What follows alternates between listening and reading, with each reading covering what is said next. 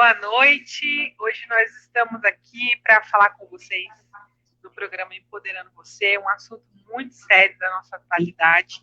E a gente sentiu no coração de estar trazendo esse assunto para que pudesse, de certa forma, ser uma utilidade pública, né? Como profissionais, contribuir falando sobre o luto. Então, é muito importante a gente estar falando nesse momento e a gente separou esse horário para a gente estar falando, sim. Tá, gente? Então, o nosso programa, ele visa sempre nos ajudar, enquanto pessoas, a nos manter firme, em pé, mas a gente sabe que tem hora que a gente não tem controle sobre as situações. Nesse momento, onde as coisas desmoronam, é o momento onde você mais precisa de profissionais que estejam do seu lado, né? Então, para falar sobre o assunto, né, sobre o luto, a gente tem trocado muita ideia, a Fernanda está aí, uma excelente profissional, a respeito disso, e a gente tem visto que é uma necessidade muito grande falar nesse momento. Mas fala um pouquinho sobre você, Fernanda, quem que é a profissional, Fernanda, que você faz, né, para a gente conhecer o que você lida no seu dia a dia, para o pessoal ver a importância do seu trabalho.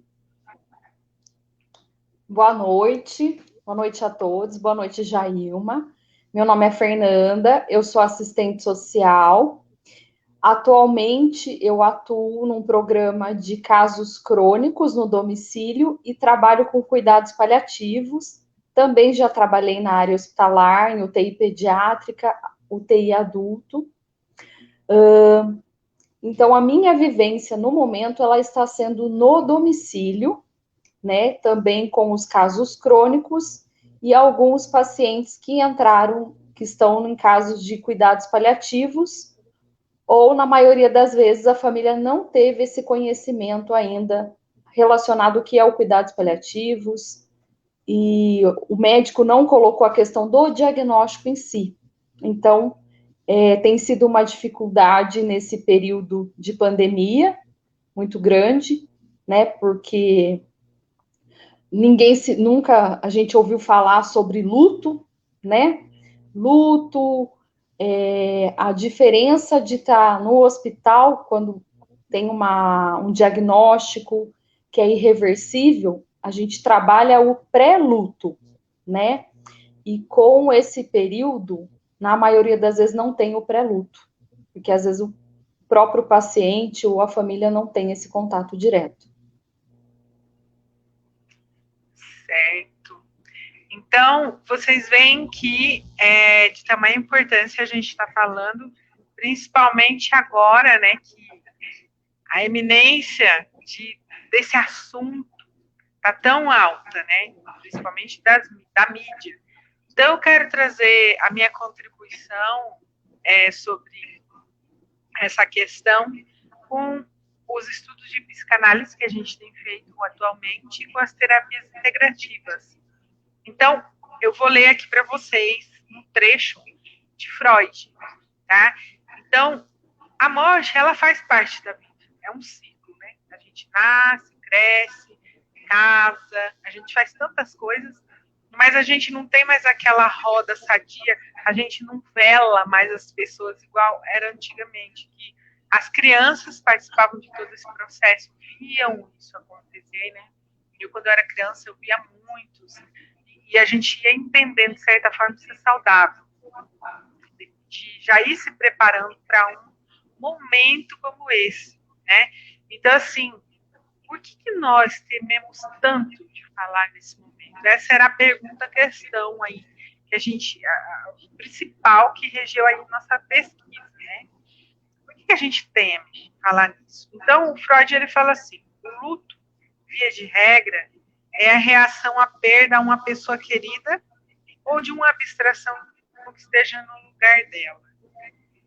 Como pátria, liberdade, ideal. Ele compara a dor do luto, da perda de uma pessoa a uma pessoa que saiu da pátria dela, foi, né, como teve muitas pessoas em período de guerra e tudo mais. Sobre as mesmas influências, em muitas pessoas se observa, em lugar do luto, uma melancolia. Aí é onde ele fala que é o problema, né? O que nos leva a suspeitar nelas a disposição patológica. É também digno de nota de que nunca nos ocorre considerar o luto como estágio patológico. Então, o luto é algo normal, você vai ficar triste por algo que aconteceu que você não estava pronto, que é o luto, ok. Mas o problema da patologia é aquela melancolia, é isso que ele está falando aqui.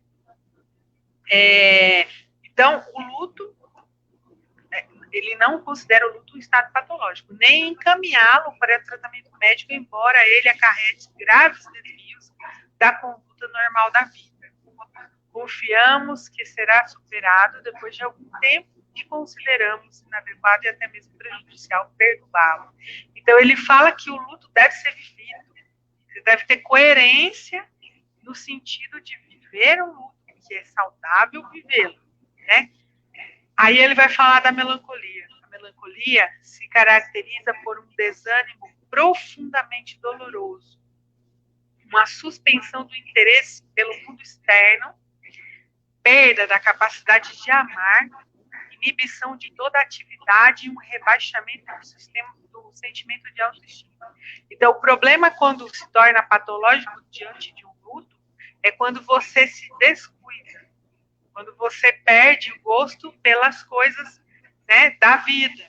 Tudo bem, você está sofrendo pelo acontecido, mas quando você passa a se afetar de uma forma vital, aí ele já considera como algo patológico, ele já levanta a orelha aí. Então, que se expressem auto-recriminações, auto-insultos, chegando até a expectativa delirante de punição, né? Então, isso aí que é o cuidado que ele tem. Esse quadro se aproxima mais da nossa compreensão se considerarmos que o luto revela os mesmos traços, exceto a falta nele, a perturbação de autoestima. Então, você vive o luto saudável se não estiver afetando a sua autoestima, tá? É isso que Freud quis dizer com a colocação dele aqui. No resto, é a mesma coisa. Então, a tristeza, a melancolia de uma depressão e o luto vai ser idêntico. Quase não dá para separar. Só que quando você está na melancolia profunda, você se descuida. E isso é patológico. Tá, gente? Então, assim, o que eu posso falar para vocês? Não há como livrar ninguém de um momento desse. Todos nós vamos passar por um momento desse. Só que a gente passa de uma maneira natural. Só que hoje o mundo inteiro está focado nisso, não é? E a gente está conversando aqui hoje para não deixar isso se tornar patológico, para não se tornar prejudicial ao ponto de se criar algo prejudicial coletivamente, que é o que já está acontecendo, de muitas pessoas sofrerem antecipadamente por uma coisa que não aconteceu, mas ela já tem um medo que aconteça, não é? Nós não podemos prever que quando, onde, como, né? A gente não consegue prever, muito menos qual que é a reação de cada um diante de um problema desse. A gente não dá para dizer, olha, faz isso aqui, né? Só essa receita mágica. Não tem jeito. Não tem como alguém chegar na sua cabeça e implantar um modelo de como lidar com um negócio desse, que não tem jeito. Porque cada um vai ter um formato de lidar e de encarar sobre essa situação. Mas nós precisamos preparar as pessoas para esse ciclo. Aí eu ia aqui, conversar aí com você, Fernanda. Como é que você, enquanto profissional, lida com essa situação? Como que você chega na família? Não sei se você que entrega a notícia ou você a família já está com a notícia entregue ali da situação do paciente. Como que é? E depois que você já sabe que já é terminal mesmo, não é só Covid, mas outras coisas, né, que você vai preparar as famílias, como que é isso daí? Quando a notícia, a família recebe a notícia do diagnóstico e é encaminhada o paciente para o nosso programa, então é feito o primeiro atendimento de inclusão para avaliar, né, os critérios de inclusão, e depois desses critérios de inclusão, que eu abordo o termo de consentimento do programa, é feito a visita domiciliar. O médico aborda com a família essa questão do diagnóstico. Nem sempre a família vem com a resposta já relacionada à doença, o que vai ocorrer, quais são os tratamentos que tem para seguir. Hoje, no Brasil, somente 3% da população recebe um acompanhamento de equipe multidisciplinar de cuidados paliativos. Então, quando se fala no assunto de morte, nem sempre a família tem o suporte da equipe ou o próprio paciente. E aí a família se desespera, vai num médico, vai em outro, para ver se o outro médico vai assumir o caso. Só que nesse meio tempo, já se perdeu longos períodos e às vezes esse paciente já chega para a gente numa situação que ele entrou no programa, dali 2, 3 dias ele foi a óbito.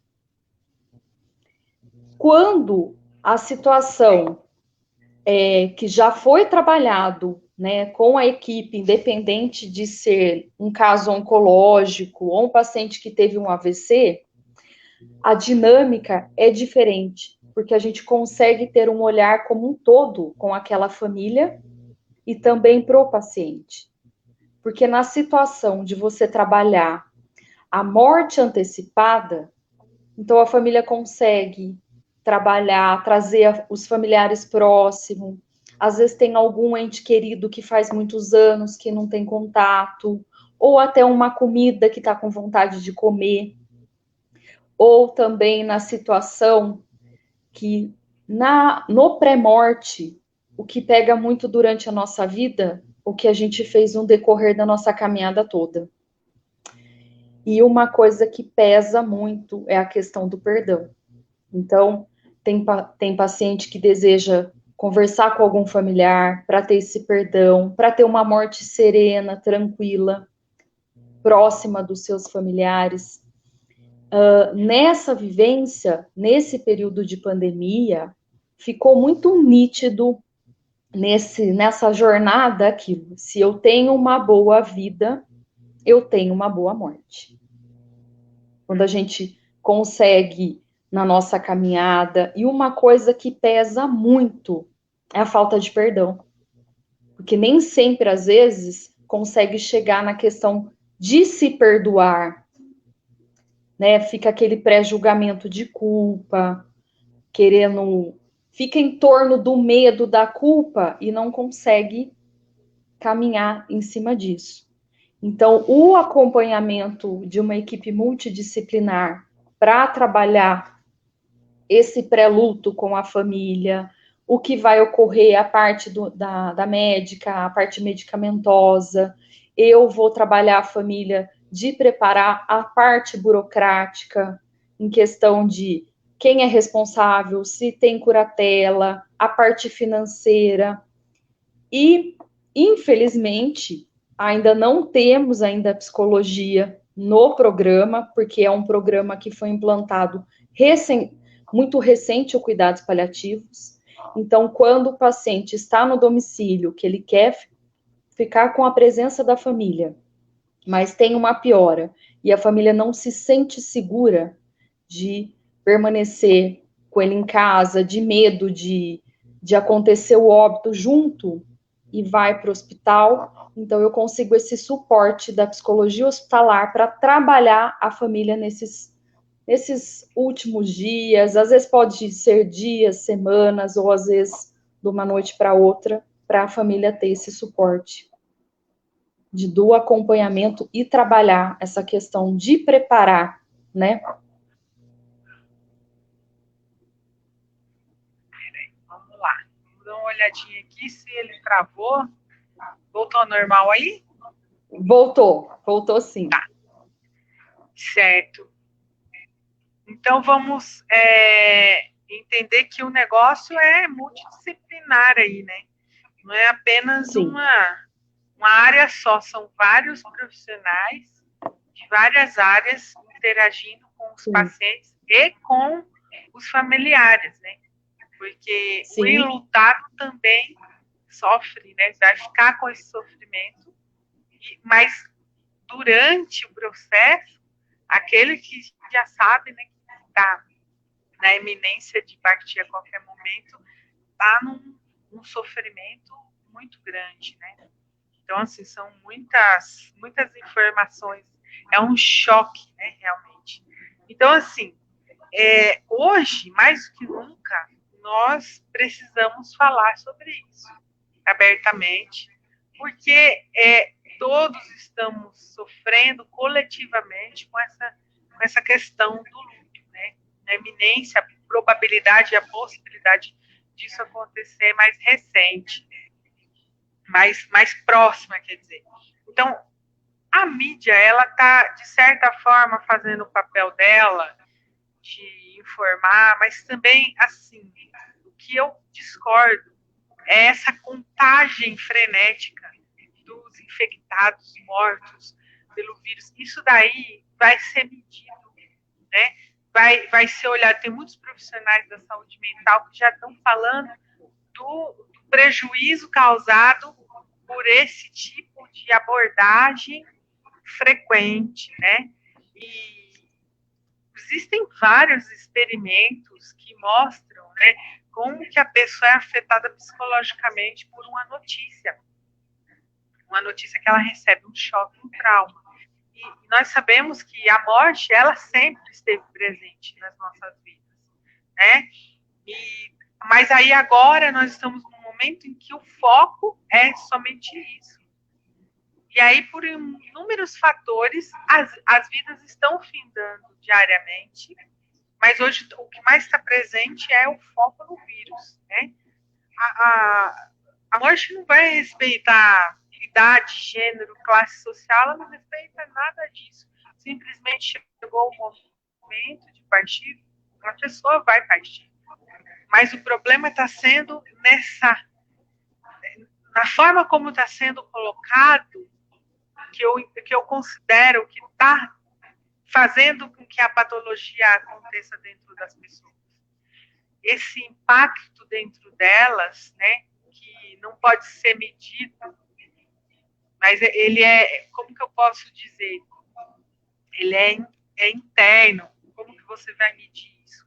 Quanto você está impactado com os problemas que estão acontecendo? Então, as pessoas que estão o tempo inteiro ligando o jornal e liga a notícia e faz isso, vê um vídeo, escuta um povo na rua, e ela vai se enchendo daquilo, parece que trava a vida dela.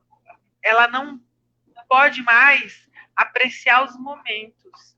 Ela simplesmente está focando naquele grande problema, né, da vida. E assim, desabafando um pouco, mas é a realidade, qual que é o impacto disso depois? Depois que acabar tudo isso, qual vai ser o impacto dessas notícias, né? Nós sabemos que muitos ganham muito dinheiro alarmando, provocando aquele frenesi, e isso está gerando um trauma coletivo na vida das pessoas. Então, eu tenho atendido pessoas com pânico e com essa melancolia que eu li no começo para vocês. Uma melancolia tão grande que não consegue levantar da cama. Estão deitadas, literalmente, sem forças para levantar, por conta de notícias que ficam vendo o tempo inteiro, né? E aí, principalmente aquelas pessoas que são dadas como grupo de risco, né? Elas estão doentes mentalmente. Entendeu? Porque olha lá, tabloide. Aconteceu isso, aconteceu aquilo. Cuidados nós temos que ter. Muito, muito. Todo cuidado é pouco. Máscara, álcool gel, tudo seu distanciamento, só sai se necessário, isso, aquilo. Recomendou, faz.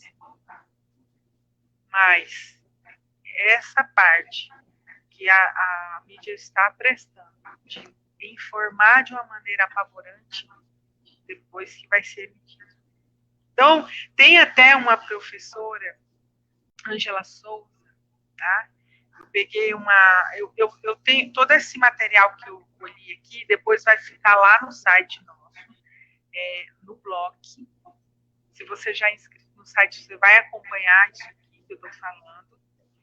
E ela é de uma faculdade federal, inclusive a medicina está recomendando, né, o Conselho Nacional de Medicina recomendou o uso de terapias integrativas durante a pandemia. E essa professora, ela falou assim, ó, adoecimento mental, a inadequada compreensão e má adaptação ao que deveria ter sido desde o início entendido como distanciamento físico, ao invés de isolamento social, tem gerado uma onda de indivíduos em estado de desequilíbrio emocional e psíquico. Segundo ela, os níveis de adoecimento mental durante e após a pandemia tendem a ser catastróficos, destacando-se o surgimento ou agravamento de sintomas ou quadros completos de transtornos ansiosos, depressivos e pós-traumáticos. É muito sério. É muito sério. Então, assim, o que a gente pode estar ajudando em relação a isso? A gente, numa conversa nossa, né, Fernanda? Sim. O que eu percebi em você seria a humanidade. Além do papel do profissional, a humanidade. Porque tem hora que não tem mais o que, não cabe recurso. A humanidade. Ser humano, sentar e ouvir. Não tem mais o que, não cabe mais nada, né, filho?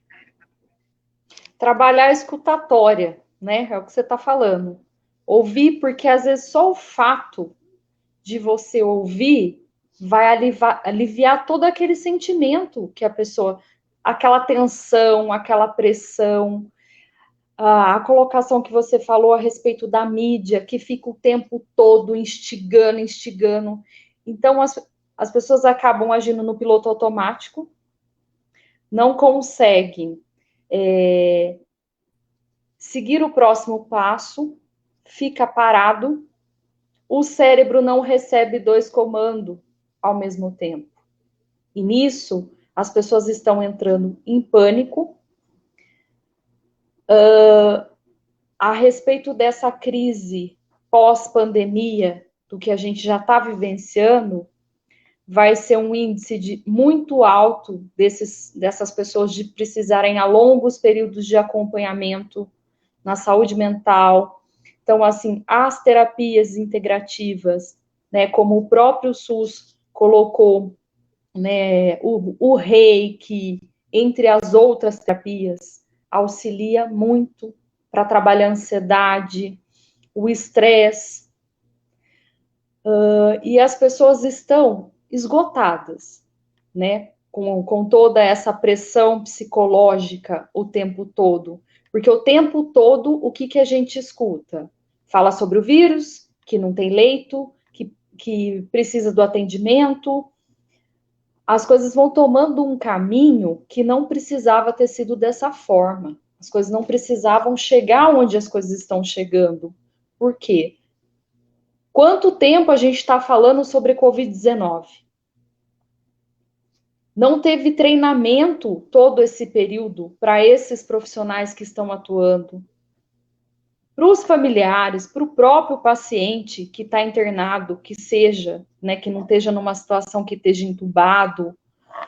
Então as coisas se perderam ao longo do caminho, entrou a mídia, entrou a indústria farmacêutica, entrou a questão da vacina, aquela disputa de, né, a indústria farmacêutica querendo se destacar, a mídia, a parte política, e, infelizmente, a gente está atravessando um caos na saúde pública, já começou a faltar medicamentos, dieta interal. Tem muitos pacientes que dependem da sobrevivência de um alimento por sonda, que já está faltando, que nada. Só a dieta é um custo de R$ 1.000 ao mês, fora todos os gastos. Então, fica focado numa situação, as pessoas com a saúde mental comprometida, sem estrutura para lidar, aí envolve o luto, que nunca se foi falado em luto, né? Fala-se de saúde, de envelhecimento, aposentadoria, né? Que é muito característico. Quando eu me aposentar, eu faço vários planos. Só que a morte é um tema que precisa ser abordado, porque ela faz parte do nosso ciclo de vida, né?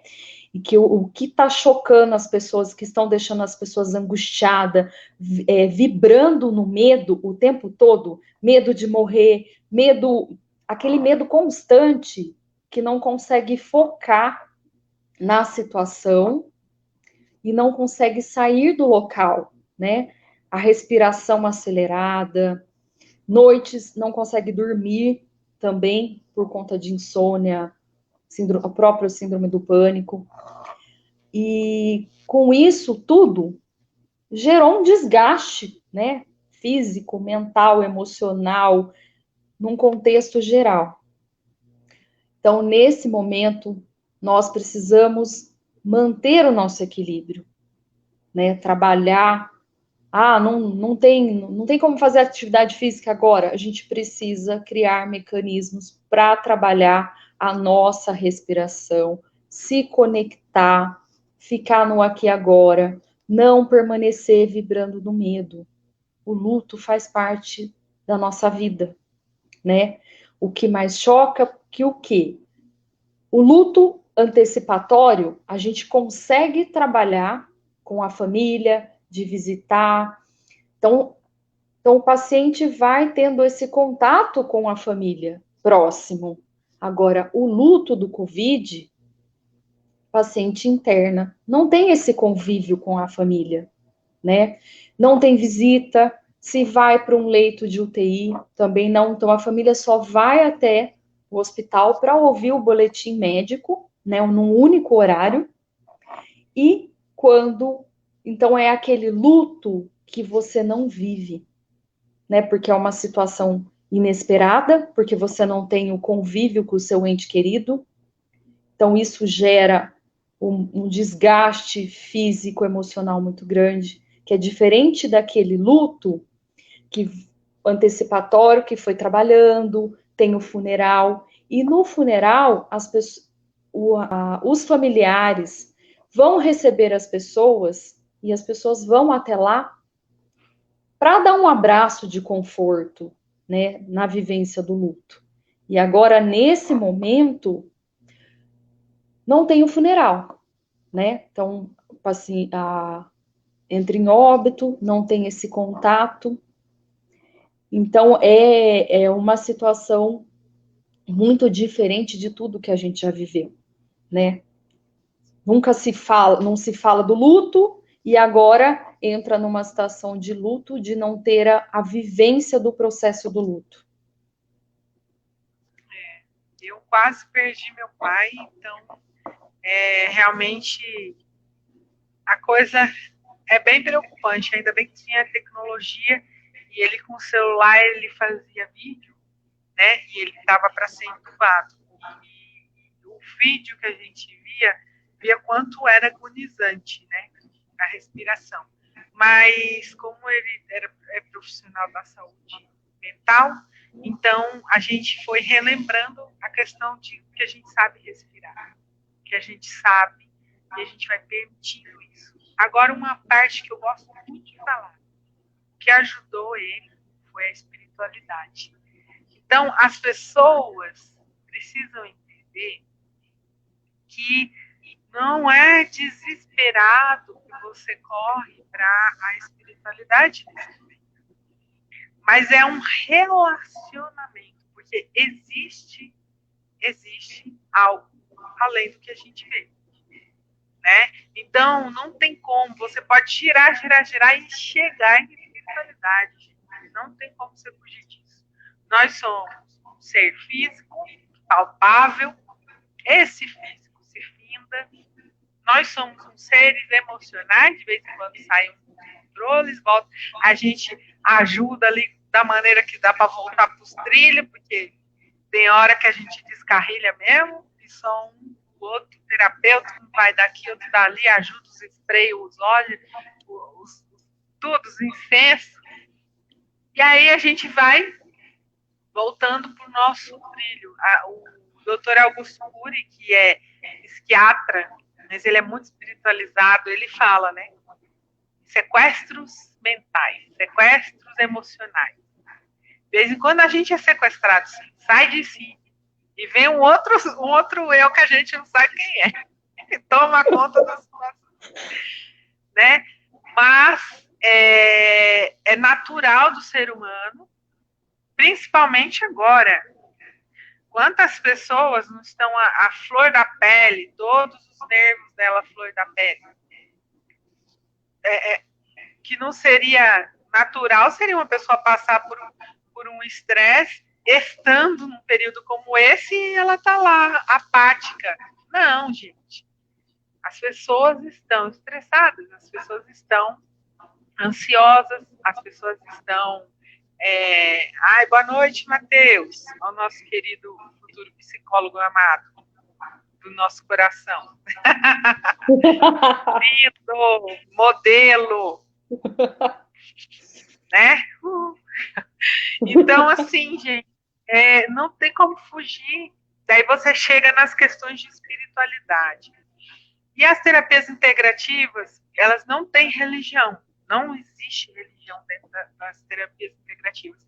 Elas acolhem a todos. Eu acho lindo o trabalho, porque não depende da religião da pessoa, ninguém pergunta nada da pessoa, simples, somos todos iguais ali, não é?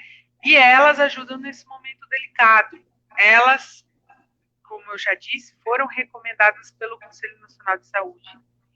E a gente tem vários recursos. Então, um dos recursos, os florais. A gente tem floral para esse período de trauma, tem floral para ansiedade, tem floral para medo inclusive dos vírus, né? Do desconhecido, da morte, nós temos floral para isso. Parece que o doutor Eduardo Bach, ele fez para agora. Aqui, ó, eu fiz umas cartilinhas até para separar. Tem o grupo do desespero, entendeu? São vários floraizinhos do desespero. Então, quer estar desesperado? Tem. Grupo para cuidado excessivo com os outros, ou seja, meu Deus, meu parente que está lá no hospital, e agora? E não sei o quê. Ou então, ai, estou com medo de ser visitado ou de visitar os outros, né? Aqueles outros, sabe qual é o outro grupo? Aquelas pessoas que falam assim, ai, vou sair dessa realidade, voei, não quero estar aqui. Então ela, falta de interesse pelo presente. Cada um está lidando de um jeito. Você veja que são tudo, um desespera, o outro se preocupa, o outro some dessa realidade, né? Grupo dos inseguros que ficam, meu Deus, e agora? Como é que vai ser? Não sei o quê. Tem outro grupo do medo, pânico, terror, sabe aquela... Fica vendo notícia toda hora? Essa turminha aqui. Grupo da solidão. Tem gente que o sofrimento dela não é medo, mas ela se sente sozinha, abandonada, sem ninguém para conversar. Elas não sabem pegar a tecnologia, elas acham a tecnologia fria. E aquelas que têm medo de pegar o vírus, em um outro grupo, tá? Então, assim, parece que ele fez para hoje. Os grupos que tem dos florais, que a gente vai estudar o paciente, o caso dele, tudo, e receitar a energia das flores.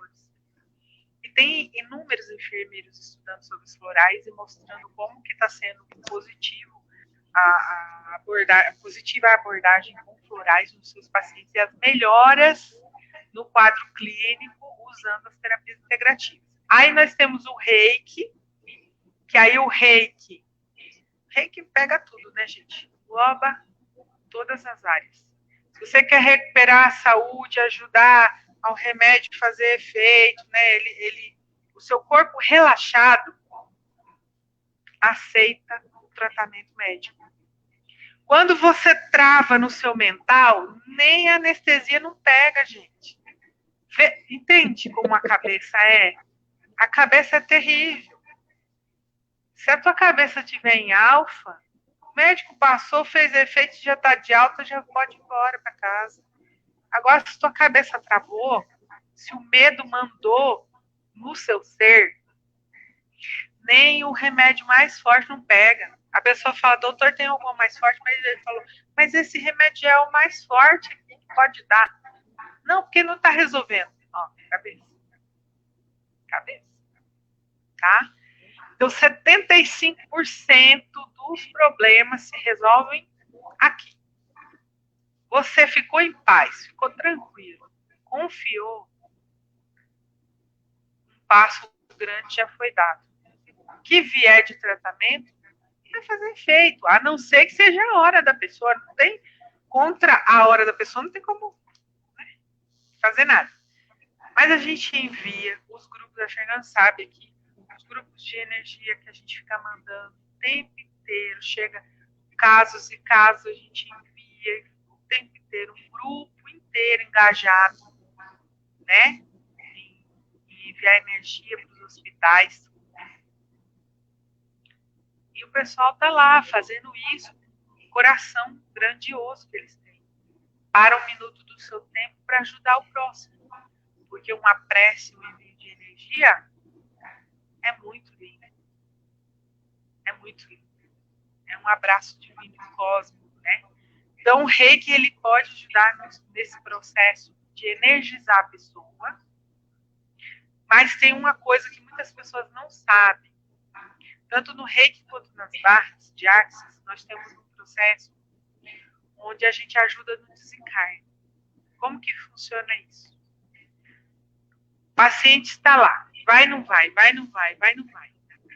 Então a gente vai dar um pequeno comando ali e envia energia para a pessoa, para ela utilizar isso no Reiki, da forma como ela achar melhor.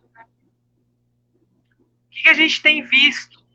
Muitas pessoas recebem aquela energia e se recuperam, como foi o caso do meu pai. Ele saiu da UTI, foi para o quarto, do quarto já foi liberado, né? E ficou bem. Ele teve reiki, oração, um monte de coisa. A gente sabe que tudo contribui. Os remédios que o médico deu, o acompanhamento, agradeço muito ao Unicamp por todo o trabalho lindíssimo e o cuidado de sempre estar informando a gente.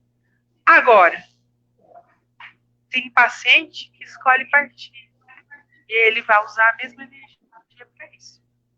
Que é aquele impulso para desencarnar que ele não estava conseguindo. E o que ele tem? Às vezes ele está em coma, às vezes ele não está conseguindo se recuperar, porque às vezes tem alguém rezando para ele ficar. Ou às vezes, que nem a Fernanda falou, tem um negócio para resolver e não conseguiu resolver em vida. E aí?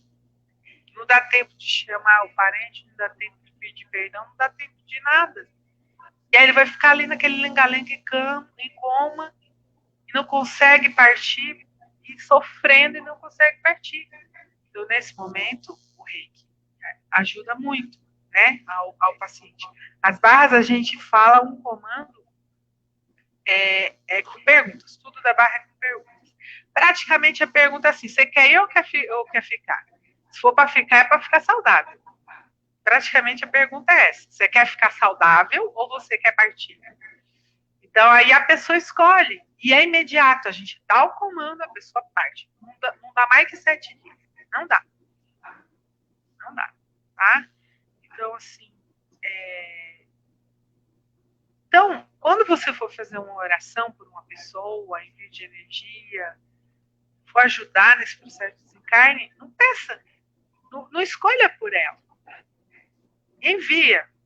Deixa que ela mesma vai escolher. A gente não sabe o dia. Ai, não, eu estou enviando para a pessoa ser curada. Mas ela não quer. Às vezes ela quer ir, não é? E a gente vai prolongar o sofrimento dela.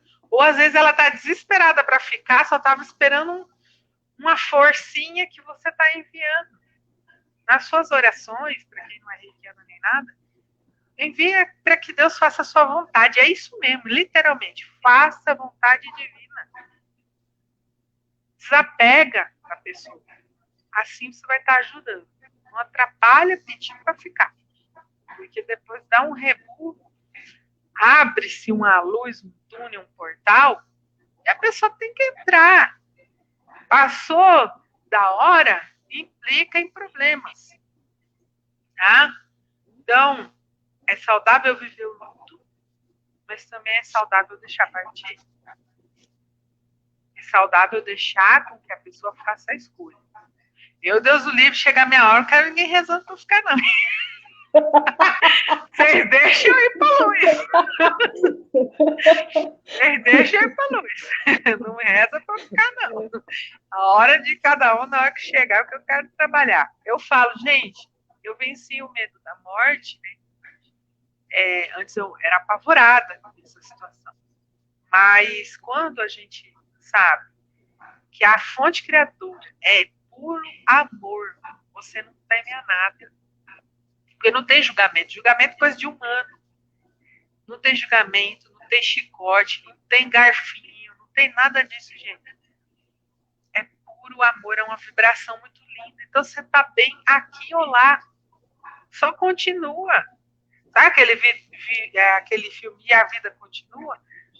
Só prolonga. Então, arruma a tua vida aqui, porque você vai para o mesmo patamar. Se a tua vida está um inferno aqui, vai estar um inferno lá. Se a tua vida está bem aqui, vai estar bem lá. Então, arruma aqui, que é o que você tem. Nas suas mãos é o agora. Passado, um segundo já foi para trás. Não volta mais. Futuro eu não tenho ainda. Então, é o agora. Todas as tradições do mundo trazem você para o agora. Ficar saudável agora. Tem que se preocupar. Ai, meu Deus, isso. Aí você já atolou sua cabeça com um monte de coisa. Então, assim, cuidado.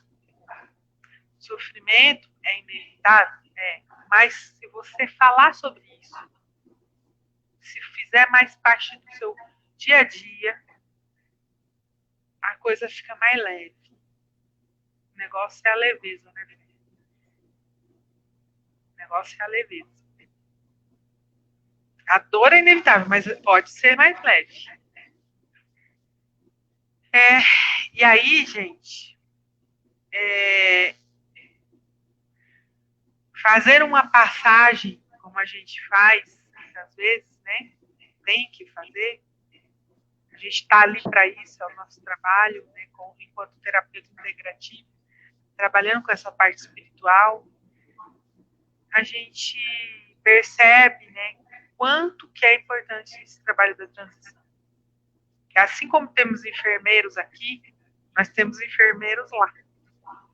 É encaminhado daqui para lá. Né? Não está escrito assim na terra como no céu. É uma lei hermética. O que tem aqui, tem lá, gente. É bíblico, é hermético, vem sido falado há milênios. Assim na terra como no céu. É igual.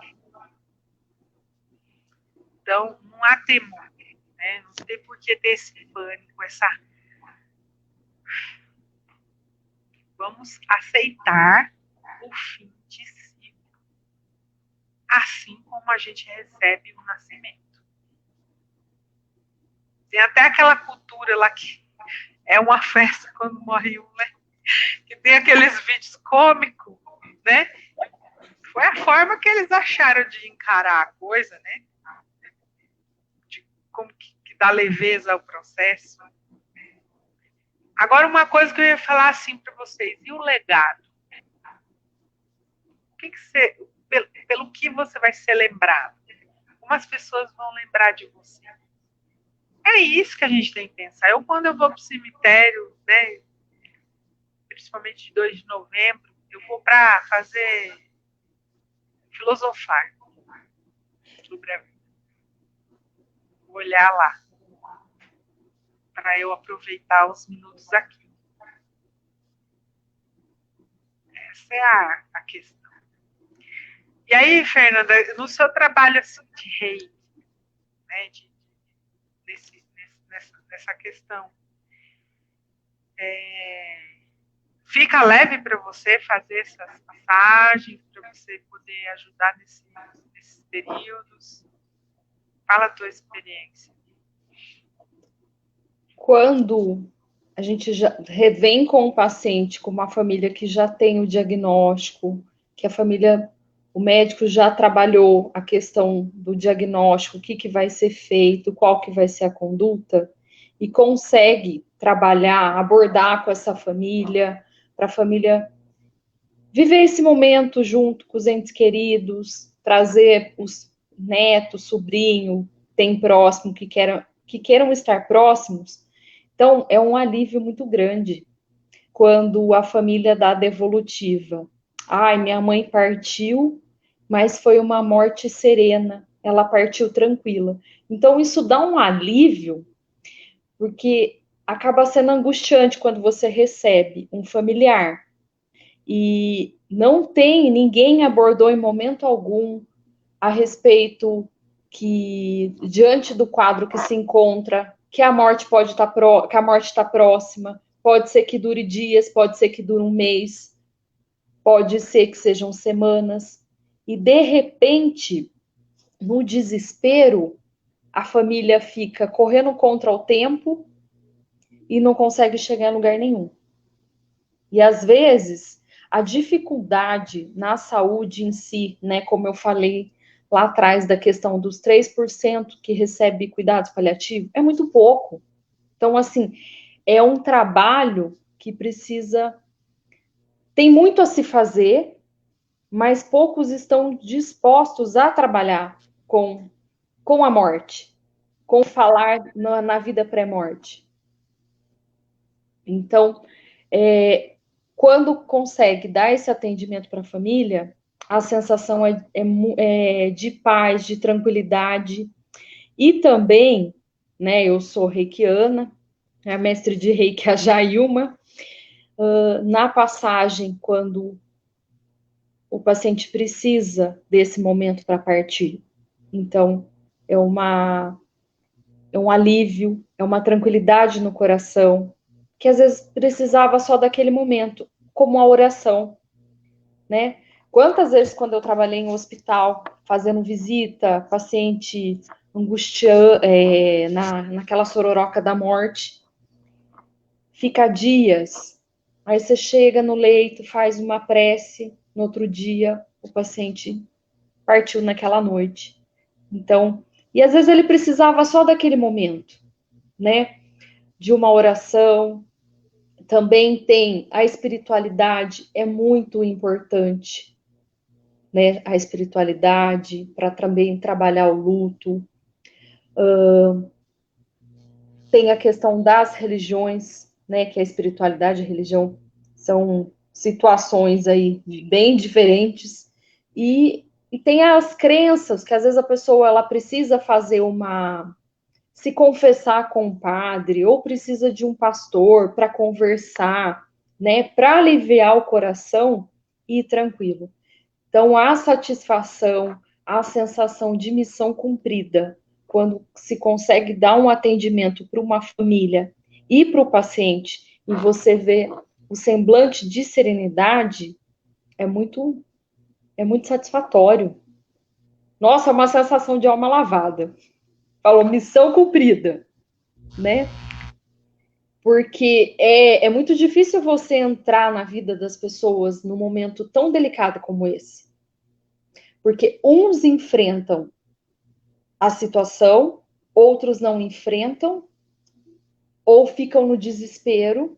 Então, quando tem vários familiares e um está mais centrado, cada um vai trabalhar de uma forma, cada um vai enfrentar de uma forma, mas a importância da união de todos junto, presente, é fundamental.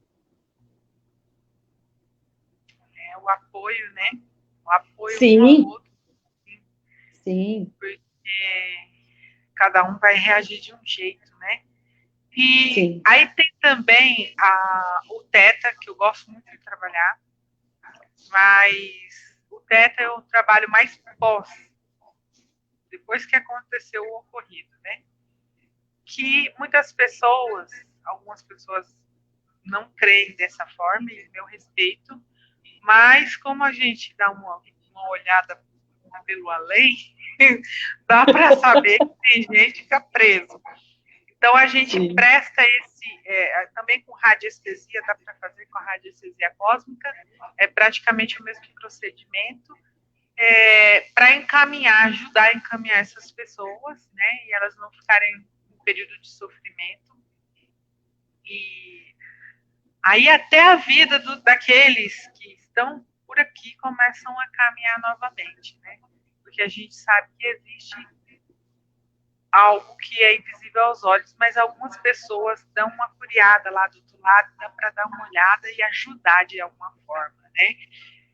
E respeitem, então, também aqueles enlutados que não têm tristeza, não têm nenhum tipo de tristeza.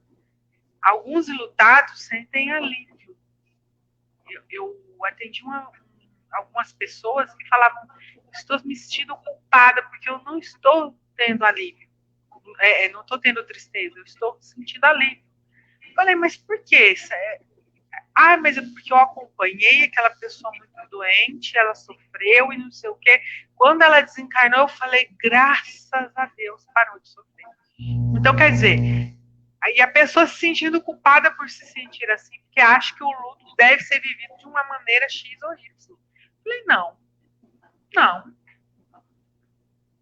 É amor puro. Você não queria ver o seu ente sofrer. É puro amor. Você queria o melhor daquela pessoa. Você queria o bem daquela pessoa. Por isso que você falou, melhor para aquela pessoa. Foi o melhor. Graças a Deus, quando ela foi, porque ela parou de sofrer. Então, não se sinta culpada. De maneira alguma. Porque o sofrimento é doloroso, é triste da pessoa que está passando e quem está vendo também. Né? A morte em si, todas as pessoas que tiveram esses casos de volta da morte, pós-morte e tudo mais, fala que não tem sofrimento no fato de morrer. O sofrimento é antes. Né? Então, assim, não se sintam dessa maneira. Jamais, tá, gente? Nossa, a hora voou, já está em 53 minutos. Vou finalizar aqui. Né? E, então, nós recomendamos que vocês possam procurar ajuda terapêutica, psicólogo, psiquiatra, pode procurar imediatamente, mas não com a questão de querer livrar dessa tristeza, mas da melancolia. Se a melancolia abater e você está se descuidando, sim, é uma patologia. Mas a tristeza por um luto não é doença. É normal, ok? Não se sintam... agora eu vou lá, me entupi de remédio porque eu estou enlutado. Não. O luto é algo que precisa ser vivido e é saudável viver o luto. Tá? E também as terapias integrativas podem te ajudar. Nós não vamos acompanhar você psicologicamente, isso daí o terapeuta integrativo não faz. Ele vai te ajudar energeticamente. E vamos te ajudar como humanos, né? Que somos. Um abraço, hoje não pode dar abraço, mas um abraço virtual, né? Um acolhimento do coração, para que você se mantenha saudável, apesar do sofrimento. Tá? O negócio é ficar saudável, apesar do sofrimento. E logo, quando o seu luto passar aí, são, se eu não me engano, uns 2 anos que mediram, enfim, 1 ano, 2 anos, que você se recuperar desse luto, você recupera o seu bem-estar também. Tá bom, gente? Vou colocar no blog lá, vocês vão poder acompanhar esse texto, né? Espero que vocês fiquem super saudáveis até passar tudo isso. E vamos trabalhar essa nossa mente para a gente se manter de pé, né? De outro jeito. Fernanda, suas considerações finais aí? Gratidão pelo convite. Muito gratidão a todos que estão assistindo. E vivencie o luto. Independente, cada um vai vivenciar de uma forma e ficar no momento presente, né? Viva o aqui e agora, que é muito importante, que quando a gente não está no presente, a gente não consegue trabalhar as nossas emoções, que a gente está sempre lutando contra o tempo. E lutando contra o tempo, a gente vai chegar no momento que a gente vai estar em exaustão, né? Como o próprio Augusto Cury, no livro dele, né, que fala sobre ansiedade, síndrome de pensamento acelerado. Então, a gente precisa nos conectar nesse momento, trabalhar o nosso interior, olhar para si próprio sem julgamento. Porque a gente tem o hábito de não enxergar em si próprio e já fazer o pré-julgamento. Quando a gente faz o pré-julgamento, a gente não consegue dar o próximo passo. Gratidão. Gratidão. Esse monte de gente aí, né? E fora os grupos que estão nos acompanhando, quem vai ver depois também. Eu agradeço a todos. Se você tem família enlutada, se você tem pessoas que estão com medo de tudo isso, apresente esse vídeo, tá? Tem outros comentários que estão vindo do YouTube. A gente não vai conseguir. Eles estão mandando coraçãozinho. Quando eles mandam os. Aparece assim para mim. Né? Mas é um monte de bichinhos que eles mandam coraçãozinho, tá? E aí vamos tornar tudo isso mais leve, né? Vamos encaminhar esse vídeo, né? Vamos falar para o maior número de pessoas possível, porque é utilidade pública, gente, falar sobre isso e ajudar as pessoas a lidar com essa situação. Quando você vê alguém nervoso com tudo isso que está acontecendo, né? Medo ou que está passando por isso, seja empático. Se coloque no lugar da pessoa e faça aquilo que você gostaria que a pessoa fizesse por você se você estivesse no lugar dela. Tá? Empatia, porque é um desespero, a pessoa fala besteira, não é pessoal, é sofrimento. Vamos pôr a nossa humanidade em prática. A gente sabe desde bebezinho como ter empatia pelo outro. Gratidão, até segunda que vem, que assim o universo permitir. Bom, pessoal, um grande abraço, paz, gratidão.